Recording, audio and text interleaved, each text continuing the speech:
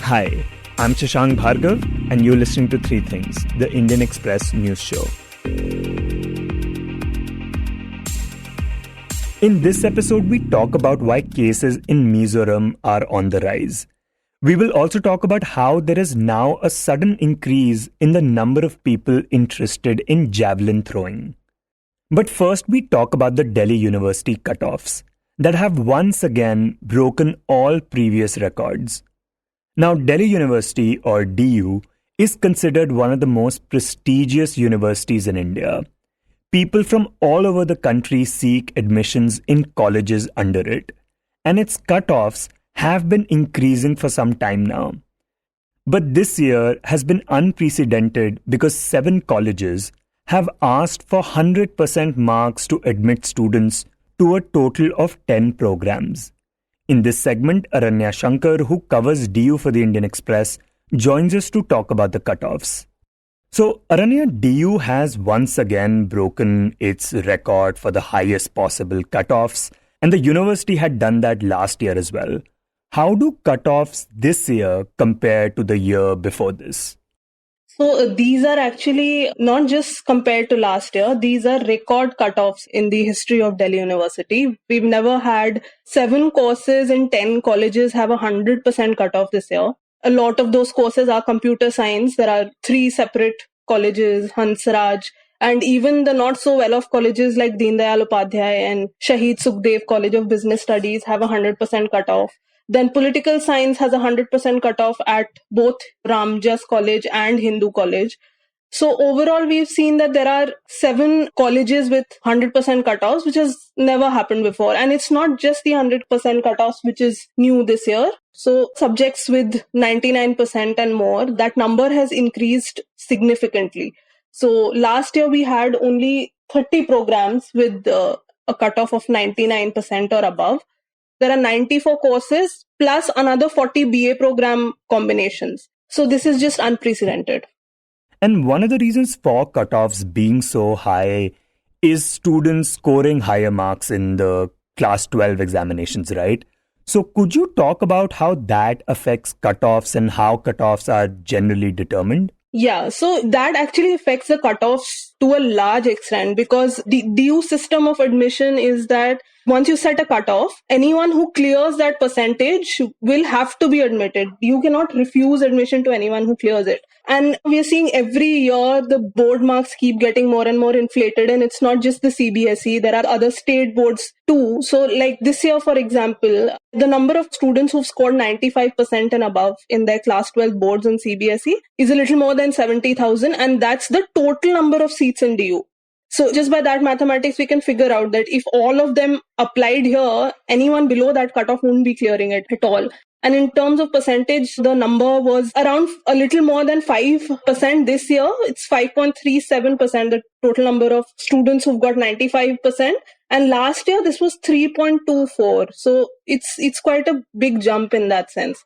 And DU's cutoff is prepared to a large extent on the number of applications they get, and 80% of their applications come from CBSE. So these numbers then play a big role in how cutoffs are determined and who gets admission. And is there any particular reason we are seeing students score higher marks this time? Because this time examinations were disrupted and the marking system was different. So is that what has made a difference? It seems to be, yes, definitely, because there are no exams this year. There were all kinds of other alternative methods to evaluate students, their assignments, their internal marks, their pre-board marks. And for class 12 students, it was actually the marks of the last 3 years that were taken and accounted for. And I think overall, the evaluators have been a little more lenient this time, given the whole pandemic situation. There was a feeling that students shouldn't have to suffer. So as a result, even though there was the moderation policy, schools were told that your result should not be way off from what your past history has been in terms of pass percentage or whatever. But we are seeing that has played some role in students scoring better, getting more marks this year in their class 12 boards. And this has been across the boards? Yeah, it does seem to be across the board. So one more figure that I can give you is in DU, the top 5 boards, of course, CBSE forms the majority. That's the biggest chunk of students coming to DU. But there's also ICSE, UP, Haryana. So unfortunately, we don't know exactly how many have scored above 90 or 95% in Haryana, UP. But Kerala, for example, was the fifth largest board from which DU got admissions this year. In absolute numbers, that's not much. But if we see the Kerala State Board results this year, students who've scored above 90%, or in their board, it's called A+, that's around 48,000, a little more than 48,000. Whereas in 2020, that was around 18,500. So that's a huge jump in students who are now scoring. So it seems like overall the results have bettered and there has been an inflation. And one of the reasons that the cutoffs are obviously so high is because the colleges just can't afford to admit everyone. There are limited seats. And in one of your pieces, you do pose this question that can DU increase its capacity? So can DU do that? Can it effectively increase its seats? So see, for a layman, that is the first thing that strikes. What if we had more colleges? What if we had more seats? Then this wouldn't be a problem. But what we're seeing is that it's not as though seats have not increased. Since 2007, when the OBC expansion took place, so 2007-8, for the next 3 years or so, almost 50% seats had increased in DU. And actually, what happened was that at that time, it was not just supposed to be the seats that increased, but also the teachers. And we see that while there was an increase in teacher recruitment and faculty, it did not keep pace with the seats increasing. Then again, we saw recently there was an EWS quota that was started. So there were again 25% increase in seats. So DU has gone from around, say, 46,000 seats a decade ago to now 70,000.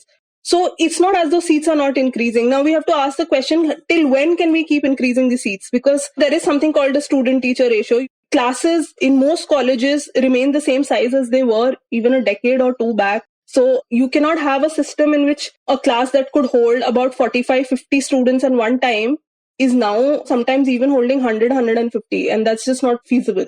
And is there an ideal student-teacher ratio that the university wants to maintain? Well, DU has never been close to the ideal, like universities like, say, JNU or even AUD right now. The ideal would be somewhere like 1:35. But that's not been the case for a long time now in Delhi University. Now there are at least 80, 90 students in at least the popular courses. So they're already at the brink. They've pushed themselves to the maximum capacity. And it's just not feasible anymore to keep increasing the seat size. Then the other question that comes with that is, can more colleges be opened? That is, of course, a possibility. There can be more colleges affiliated to DU. But we spoke to some former VCs, Dinesh Singh and Deepak Pental, and they've pointed out correctly so that the larger question is not just should DU keep increasing its seats in colleges, but what happens to other institutions? We can't have the whole of India, all students from across the country coming and studying here. Yeah, and the fact that we are even having this conversation is because there seems to be a lack of good undergraduate colleges in India, right? That's absolutely true. So central universities are still better off, but as Dinesh Singh said, at least in northern India, the quality of education needs to improve a lot more because, as I said, it's the UP, Haryana students from there primarily who are coming here. So you really need to have better education institutes across the country and more importantly in the northern belt so that these students don't come to DU. And I just also wanted to add about why not more seats. Another crucial aspect to that is the infrastructure.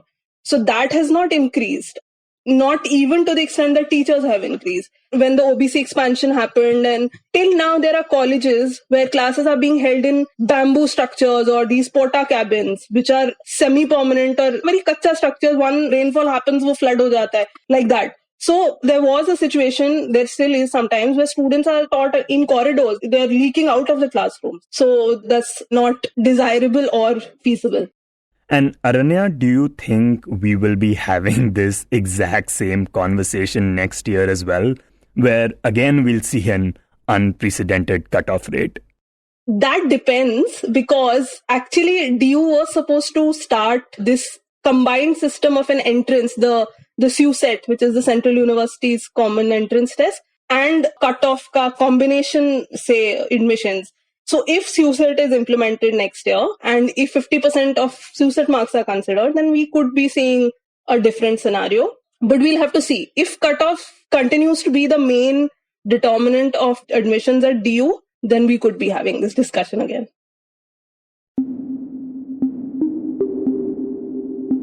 And next we talk about Mizoram. Now, while COVID-19 cases seem to be going down in the rest of the country, that does not seem to be the case in Mizoram. The small hill state in the northeast has actually been reporting a disproportionately large number of COVID cases. Plus, on top of that, a significant portion of those affected are actually children. In this segment, Indian Express's Tora Agarwala joins us to talk about it. So, Tora, could you give a quick snapshot of the COVID-19 situation in Mizoram? How many cases has it been reporting and how many of those are that of children? Yeah, so while COVID is sort of on the decline in the rest of the country, Mizoram has emerged as this outlier because it's been reporting a significant number of cases, especially in the last 2 months. Right now, it's, I think, among the top 4 in the country, just behind big states like Kerala and Maharashtra. And it has nearly 16,000 active cases. Now, this 16,000 may not seem so big outside of Mizoram, but you have to take into account the population of Mizoram, which is just 12 lakh. So clearly a big rise in Mizoram. And also one interesting aspect of this is chunk of these cases are from children. So that's also quite a remarkable figure because I think in August, the number of cases that reported among children was, I think, 16% of the total cases, which is double the national average. I think the national average is about 7%, but Mizoram reported 16% among its children. And in the last few days in September, about 30% of the cases are from kids. So yeah, it's worrying in 2 aspects. One is just the rise in cases, and second is that considerable chunk of these cases are from children who are below 18. And what is the reason that we are seeing this kind of rise now? Like the state's positivity rate, for example, is more than 30 times that of the national average. So what is the reason that Mizoram is witnessing this rise? Yeah, so it's a combination of factors which experts are now speculating. So one thing which all health officials will say in Mizoram is that they are doing their testing very, very well. So they have this model of testing which is very thorough, and they said that they are testing aggressively.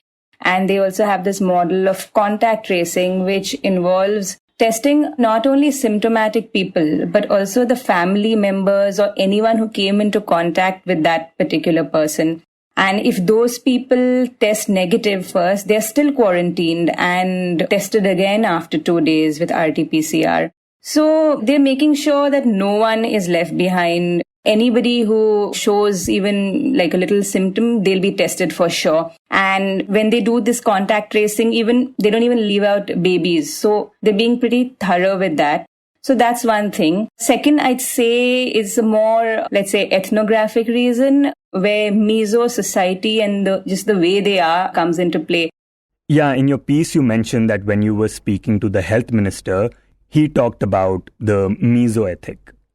Yeah, so this Mizo ethic is one of being very disciplined. And he said something like, no one over here will hide their cases because if authorities say something in Mizoram, the Mizo community will follow it. So I think in many other states, people would, if they have symptoms, you tend to just not tell other people or hide it. But a Mizo probably invariably say they won't do that. So that's one thing, that people are also cooperating about getting tested. And we also have to look at the NGOs in Mizoram. So there are civil society organizations and NGOs like the YMA, also the church as well. But these NGOs yield a lot of power. And in fact, many of the NGO members are involved. And mostly this contact tracing is, by the way, under the Mizoram police. I don't know if that happens in any other case, but the police head the contact tracing team. And there are village level task forces and local level task forces. So these are for particular localities or particular villages. There are task forces for each of these smaller units. And these task forces are made up by these YMA or these NGO members, and they make sure they go door to door. They make sure people are following what they are saying. So, as I said before, they also yield a lot of power, and people listen to them. So that's another reason why people are probably coming out and reporting the cases. Okay, so you mentioned the meso ethic and aggressive testing and contact tracing, but what is the reason that children in the state are disproportionately testing positive in Mizoram? I mean, experts right now, there's just no reason except for the fact that they have been exposed to the virus. It's not like they're doing targeted testing on children so that, more children test positive. If a child happens to be in contact with someone who's showing symptoms, then the child is tested. And one more thing about the children testing positive, the health officials said that children are unvaccinated and that's why they probably are testing positive. And the other reason also could be that many times cases are reported from, say, residential schools or orphanages where a lot of children stay. So one particular outbreak happened in Orphanage Cum Rehabilitation Center in Aizawl. There, 300 children tested positive. So these are things they are guessing right now. But apart from that, you can't pinpoint one reason why they're testing positive. It's just that they're being exposed to the virus. And the other thing that you wrote about is that the state has actually seen a very prolonged lockdown. And some believe that this kind of extended lockdown might have actually backfired. Yeah, so this is the other important reason why cases are rising, is the fact that Mizoram has had prolonged lockdowns, and this may have proved to be counterproductive. So they went under lockdown with the rest of the country in March 2020 when the pandemic first happened. And while they were under lockdown, not just Mizoram, but the entire Northeast didn't report cases for a long time. So the surge in the Northeast always happens a little after the rest of the country. Anyway, but Mizoram also wasn't reporting cases. And by June, July, May, when the rest of the country started with their unlock measures, Mizoram continued the lockdown and kept reinforcing more lockdowns. This is despite the fact that they hardly had any cases. And from March to 2020 till now, believe it or not, they've always had some kind of curfew in place. So they didn't ease the restrictions for very long. So many experts believe that because they didn't, the virus couldn't travel and nobody built immunity against the virus.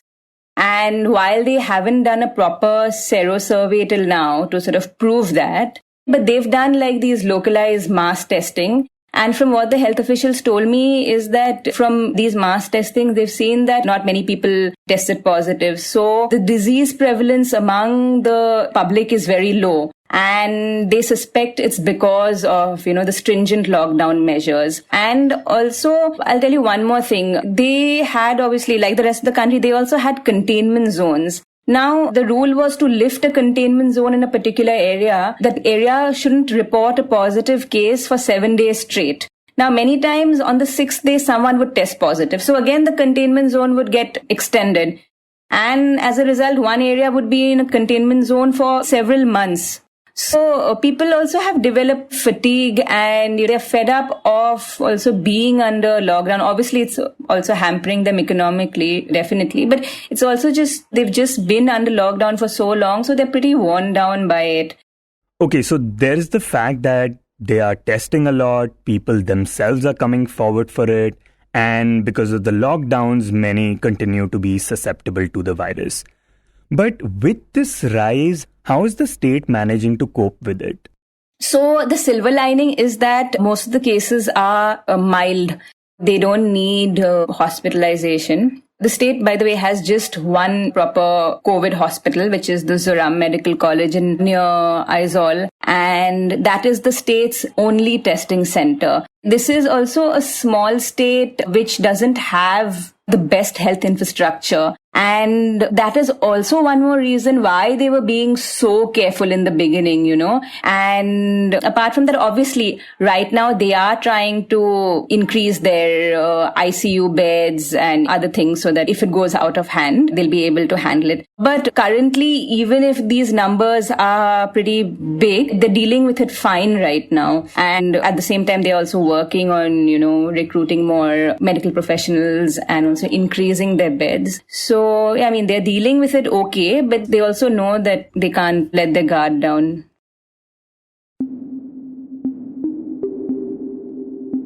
And in the end, we talk about javelin throwing. One of the biggest achievements in India's recent sports history had been javelin thrower Neeraj Chopra winning the gold medal at the Tokyo Olympics. And after this historic win, there seems to have been a sudden rise in the number of people interested in javelin throwing. In this segment, Indian Express's Andrew Amson, who has been talking to officials and coaches, joins us to share what they have been telling him. So Shashank, since the Olympics, I have covered 2 domestic meets and I have met a lot of young athletes, coaches and officials. And everyone tells me that the interest in javelin has gone up significantly. For instance, the coaches at Chhatrisal Stadium, which is more popular for its akhadas and its most famous trainee, Sushil Kumar. It also has a very beautiful athletics track and other facilities. So the coaches over there tell me at least 40 new students have joined javelin post Neeraj Chopra's Olympic medal. And even more interesting is certain young runners who were earlier track athletes, they are also curious about the sport and they want to try their hands at javelin. So there have been cases, and a certain coach in the Jawaharlal Nehru Stadium told me that there were badminton players, gymnasts and hockey players who want to try javelin right now. So the interest right now is sky high. Every kid probably wants to at least try once to just have a go at the sport. And Andrew, you also spoke to sports equipment manufacturers. What are the kind of things that they told you? Sports manufacturers some time back, and they tell me ever since the Olympics, demand especially for budget javelins have gone up. So there's this one sport manufacturer based out of Indore who said the demand for budget javelins have increased significantly. So budget javelins as in within the range of 10-12,000 rupees. So that kind of gives you an indication that youngsters or first-time users are buying javelins, because a professional or an elite athlete would never buy a javelin in that range. A professional javelin would easily cost more than ₹1 lakh minimum. So this gives you an idea that a lot of youngsters or a lot of first-time buyers are ordering or getting javelins. So I spoke to a sports dealer in Meerut. So they supply javelins to the Federation and the Sports Authority of India. So they primarily deal with high-end javelins or javelins for elite athletes. So they said there hasn't been any significant increase in demand as yet. So that again tells you that, as I've already mentioned, it is the budget javelin category which is showing an increase in demand, clearly indicating that more first-time buyers are getting javelins. And the person dealing with budget javelins told me there's been a 3 times increase since the Olympics. Earlier he said about 30 to 40 javelins in a month or two, but now it has shot up to 100, 115 or 120. So that's a good sign for the dealers as well. And does this sudden enthusiasm for the sport mean that eventually this could lead to more javelin champions and Olympians for India? So, Sasank, if experts are to be believed, coaches and federation officials are to be believed, this is a slow process, and the spike in interest is just the beginning. And to see any result or, as you say, more participation in competitions, or eventually, let's not even talk about the Olympics, let's say medals in international meets, it will take at least a decade.